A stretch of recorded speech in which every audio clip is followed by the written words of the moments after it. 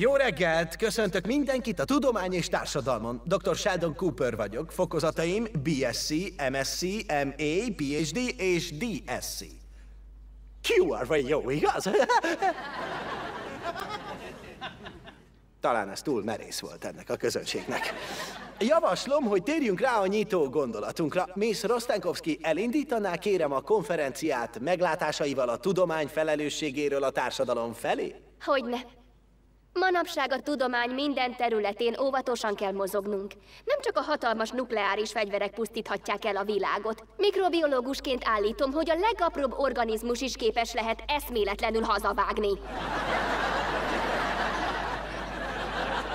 Érdekes, elöljáróban annyit érdemes tudniuk kolléganőmről, hogy bár állítása szerint az apró organizmusok érdeklik, a valóságban tetemes mennyiségű időt szentelt feltételezhetően nehéz fegyverzet kezelésének.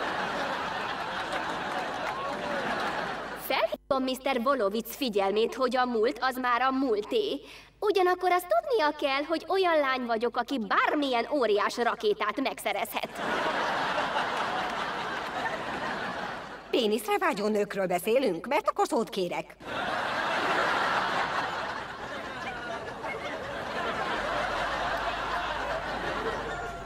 Dr. Kotrapali csatlakozik a beszélgetéshez? Természetesen. Két felvetésem van. Az első az, hogy szerintem tényleg péniszekről beszélnek. A második, hogy a mimóza koktél a kis barna popomon billentett. Szétrúgnám a kis barna popódat. Mi bajod van? Ó, nem is tudom. Legközelebb, ha belépsz egy hotelszobába, ahol egy srác épp újra összejön a volt barátnőjével, találj ki valami mást, ahelyett, hogy bebújsz a szomszédágyba. Kitaláltam. Te nem hagytál filmet nézni. És nem jöttünk újra össze. Egyszeri alkalom volt. Elnézést, de csak a végén fogadunk kérdéseket a közönségtől. Na, fogd be, Sheldon. Szia, barinőm! Szia! Jól van, próbáljunk meg visszatérni a témánkhoz. Hadd kérdezzek valamit, Bernie. Nem sikerült? Mit szólnál, ha összefutnál a volt barátnőmmel, és olyan lenne, mint Angelina Jolie? Ugyan, Howard, néztél már tükörbe? Miért? Talán nem vagyok elég dögös Angelina Joliehoz. Ehhez szeretnék hozzászólni. Nem.